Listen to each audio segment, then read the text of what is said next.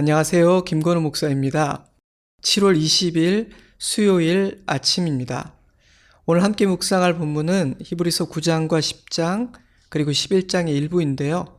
9장으로 들어가기 전에 먼저 8장이 어떻게 마무리되었었는지부터 잠시 살펴보고자 합니다.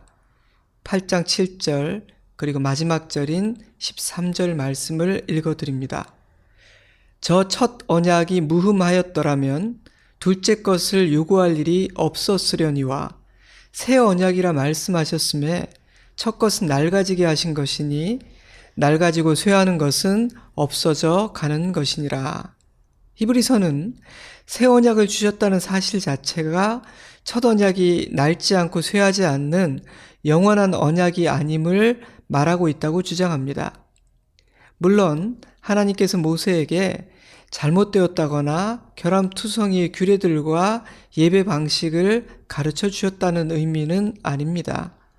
구약시대에는 옛 언약이 필요했습니다. 그러나 옛 언약의 역할과 기능은 제한적이며 영원하지 않습니다. 첫 언약은 모든 면에서 새 언약을 예비하고 소망하게 하는 역할을 하기에 때가 이르면 반드시 새 언약으로 대체되어야 했습니다. 그렇다면 이것은 히브리서 저자의 독특하고 새로운 주장인가? 그렇지 않습니다. 그 증거로 히브리서는 예레미야 31장 말씀을 인용하는데요. 제가 읽어드리겠습니다.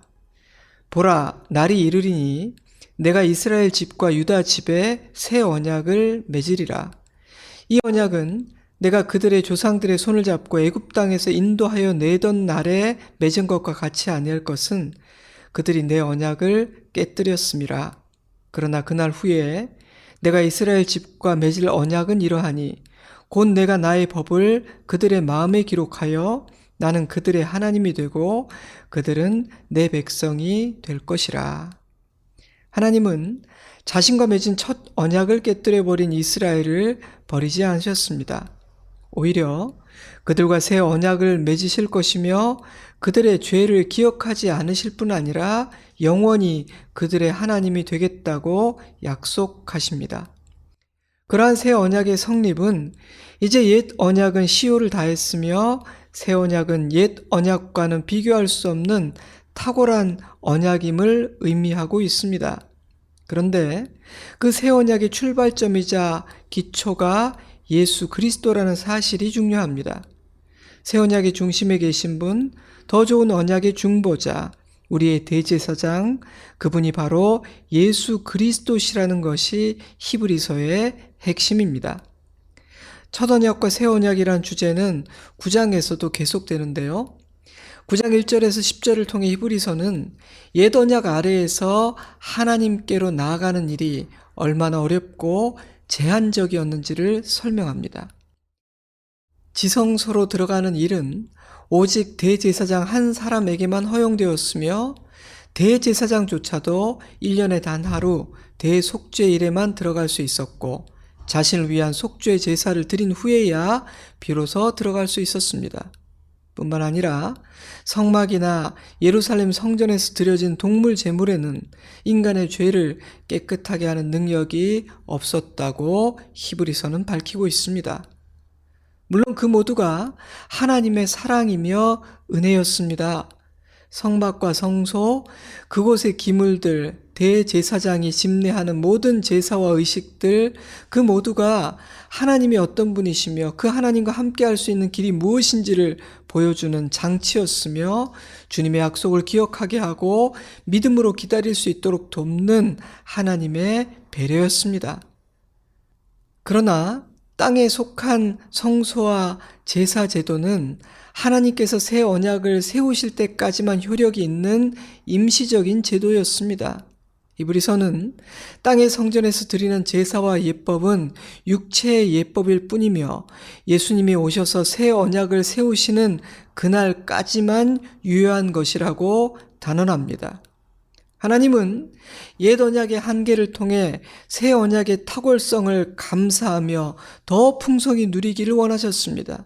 무엇보다도 새 언약을 성취하신 예수 그리스도의 탁월하심과 완전하심을 주목하기 원하셨습니다. 그러니 그러한 임시적이고 한계가 분명한 옛 언약에 집착하여 새 언약을 거절하고 새 언약의 은혜를 누리지 못하는 것은 참으로 어리석은 일일 것입니다. 그런데 마땅히 선생이 되어야 할 히브리서의 독자들은 여전히 도의 초보에 머물러 있었으며 심지어 옛것으로 돌아가려 하고 있었던 것입니다. 복음을 버리고 율법으로, 새 언약을 버리고 옛 언약으로 말입니다. 9장 1절에서 10절이 옛 언약에 속한 제사와 의식들의 한계를 논했다면 11절부터 14절 말씀은 새 언약의 대제사장으로 오신 예수 그리스도께서 드리신 제사의 완벽함에 대해 논하고 있습니다. 좀 길지만 읽어드리겠습니다. 그리스도께서는 장래 좋은 일의 대제사장으로 오사 손으로 짓지 아니한 것, 곧 이 창조에 속하지 아니한 더 크고 온전한 장막으로 말미암아 염소와 송아지의 피로 하지 아니하고 오직 자기의 피로 영원한 속죄를 이루사 단번에 성소에 들어가셨느니라. 제물의 죄를 부정한 자에게 뿌려 그 육체를 거룩하게 하거든 하물며 영원하신 성령으로 말미암아 흠없는 자기를 하나님께 드린 그리스도의 피가 어찌 너희 양심을 죽은 행실에서 깨끗하게 하고 살아계신 하나님을 섬기게 하지 못하겠느냐. 동물을 제물로 드린 연약한 제사를 의지할 수 있었다면 그리스도께서 우리를 위해 드린 완전하고 영원한 제사, 그 십자가를 왜 믿지 못하느냐라는 반문입니다. 더 이상 긴 설명이 필요하지는 않을 것 같습니다. 다만 한 가지, 이 새 언약이 그리스도의 피, 주님께서 자신의 생명의 값을 지불하심으로 비준되고 유효하게 되었다는 사실을 기억해야겠습니다. 그 사실을 강조하기 위해 히브리서는 첫 언약 역시 피 없이 세워지지 않았으며 피 흘림이 없은즉 죄의 사함도 없다는 사실을 강조하고 있습니다. 솔직히 인간의 상식으로는 이해하기 어려운 참으로 신비한 일입니다. 하나님의 입장에서는 하나 아쉬울 것이 없으실 텐데 왜 자기를 희생하면서까지 어리석은 죄인들과 새 언약을 세우려 하신 걸까요? 게다가 첫 언약을 깨뜨린 것은 인간이기에 하나님에게는 아무런 의미와 책임이 없으신데 말입니다. 하나님의 사랑, 선하심, 하나님의 자비하심과 인자하심, 하나님의 본성과 성품 외에 다른 방법으로는 설명할 길이 없다고 저는 생각합니다. 때문에 우리의 구원은 그 기초가 참으로 견고한 것입니다.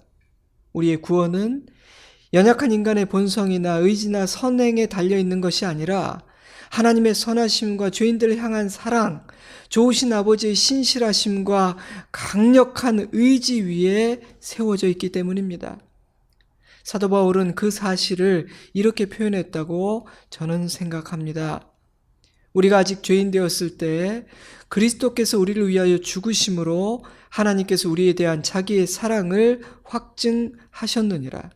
내가 확신하노니 사망이나 생명이나 천사들이나 권세자들이나 현재일이나 장래일이나 능력이나 높음이나 깊음이나 그 어떤 피조물이라도 우리를 우리 주 그리스도 예수 안에 있는 하나님의 사랑에서 끊을 수 없으리라. 아멘.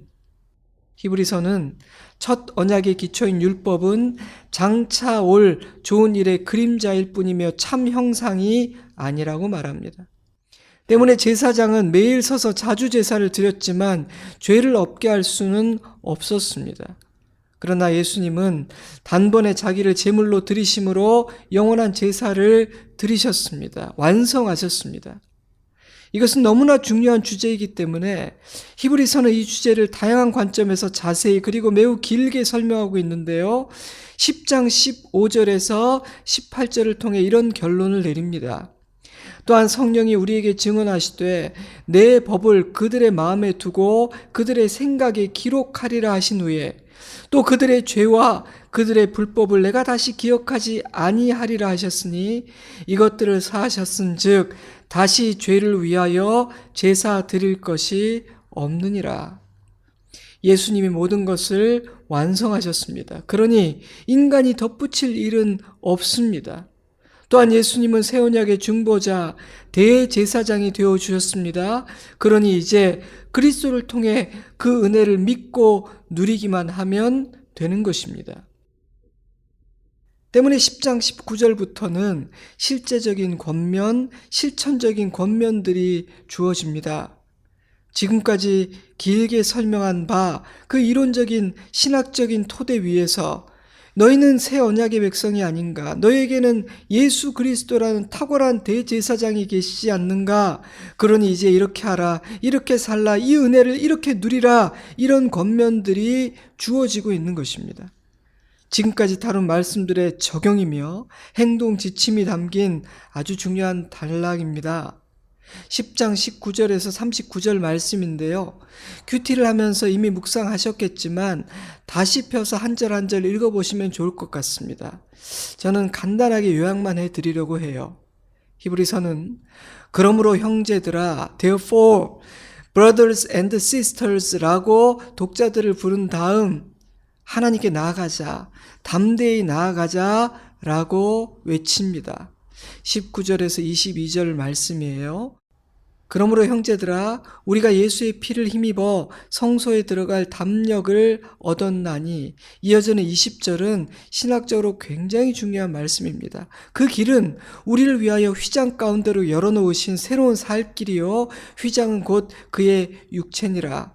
또 하나님의 집 다스리는 큰 제사장이 계심에 우리가 마음의 뿌림을 받아 악한 양심으로부터 벗어나고 몸은 맑은 물로 씻음을 받았으니 참 마음과 온전한 믿음으로 어떻게 하자고요? 하나님께 나아가자. 하나님께 나아가자. 히브리서는 하나님께 담대히 언제든지 자유롭게 나아갈 수 있게 된 것은 새 언약 아래에서 누리게 된 가장 큰 특권이라고 말하고 있습니다.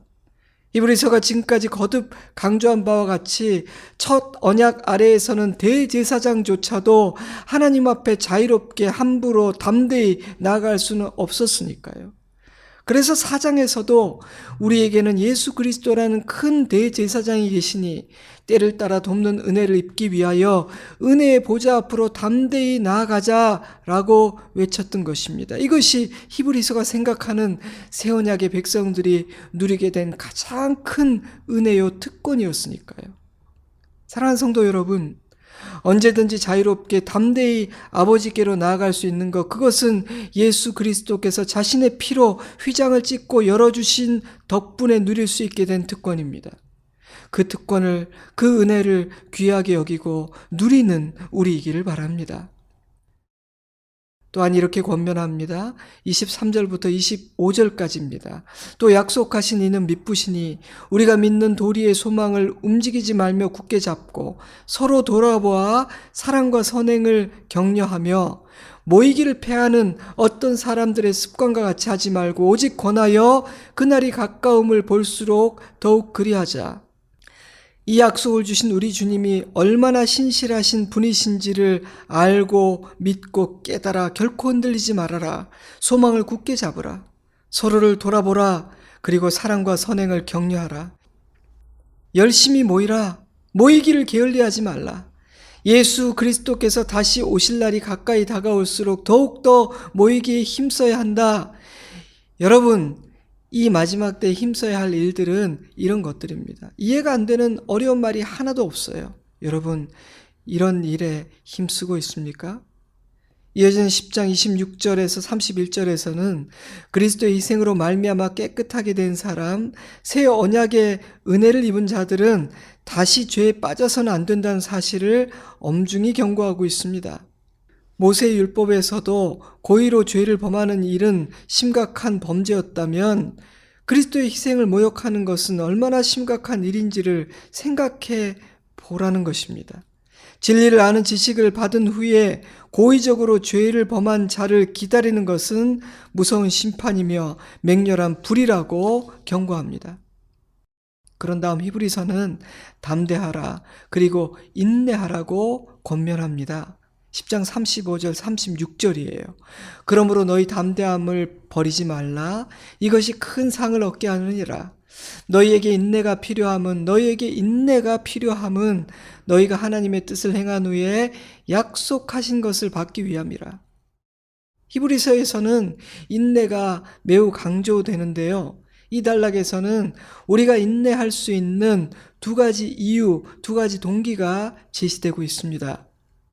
첫째로 우리는 더 낫고 영구한 소유를 바라보는 자이기 때문입니다. 10장 34절입니다. 너희 소유를 빼앗기는 것도 기쁘게 당한 것은 더 낫고 영구한 소유가 있는 줄 알미니라. Because you knew that you yourselves has better and lasting possessions. 이어지는 11장은 믿음의 사람들의 특징 중 하나는 이런 것이라고 말하고 있습니다. 11장 13절. 이 사람들은 다 믿음을 따라 죽었으며 또 땅에서는 외국인과 나그네임을 증언하였으니 그들이 이같이 말하는 것은 자기들이 본향 찾는 자임을 나타냄이라. 그들이 이제는 더 나은 본향을 사모하니 곧 하늘에 있는 것이라. 그리고 모세의 사례를 소개하죠. 11장 24절. 믿음으로 모세는 장성하여 하나님의 백성과 함께 고난받기를 잠시 죄악의 낙을 누리는 것보다 더 좋아하고 그리스도를 위하여 받는 수모를 애굽의 모든 보화보다 더 큰 재물로 여겼으니 이는 상 주심을 바라봅니다. 사랑하는 성도 여러분, 상 주시는 분을 바라보는 자, 더 나은 본향, 더 낫고 영구한 소유를 소망하는 자만이 인내할 수 있습니다. 그리고 인내하는 자만이 약속하시는 것을 받게 됩니다. 둘째로 우리는 예수님이 다시 오신다는 사실을 믿는 자이기 때문입니다. 10장 37절 잠깐 후에 오실 리가 오시리니 지체하지 아니하시리라. 아멘. 재림이란 주제는 9장 28절에서도 언급된 바 있는 주제입니다. 이와 같이 그리스도도 많은 사람들의 죄를 담당하시려고 단번에 들이신 바 되었고 구원에 이르게 하시기 위하여 자기를 바라는 자들에게 두 번째 나타나시리라. 사랑하는 성도 여러분, 예수님이 다시 오신다는 사실을 믿고 소망하는 자만이 인내할 수 있으며 인내하는 자만이 약속하신 것을 받을 수 있습니다. 히브리서는 이러한 인내를 가능하게 하는 것은 믿음이라고 주장합니다. 때문에 10장은 이렇게 마무리가 됩니다. 10장의 마지막 절인 38절, 39절 말씀입니다. 나의 의인은 믿음으로 말미암아 살리라. 또한 뒤로 물러가면 내 마음이 그를 기뻐하지 아니하리라 하셨느니라. 우리는 뒤로 물러가 멸망할 자가 아니요 오직 영혼을 구원함에 이르는 믿음을 가진 자니라. 그런 다음 믿음장이라고 불리는 11장으로 이어지는데요. 11장은 이렇게 시작됩니다. 믿음은 바라는 것들의 실상이요 보이지 않는 것들의 증거니 선진들이 이로써 증거를 얻었느니라. 아멘. 믿음이 증거라는 것입니다. 그러므로 믿음의 사람들은 담대할 수 있고 믿음의 사람들은 인내할 수 있다는 것이죠. 그런 다음 믿음으로 살았던 사람들의 이야기, 믿음의 사례들이 하나하나 나열됩니다. 그 이름도 유명한 믿음장 11장의 내용이에요. 여러분, 10장과 11장 너무도 자연스러운 논리적인 연결이 아닙니까? 오늘은 여기까지입니다. 오늘 우리는 9장, 10장, 그리고 11장의 일부를 묵상하였습니다. 저는 오늘 다룬 본문 중에 10장 18절까지 이어졌던 신학적인 이론적인 기초 위에서 주어지는 실체적인 권면 10장 19절에 39절 말씀을 강조하고 싶습니다.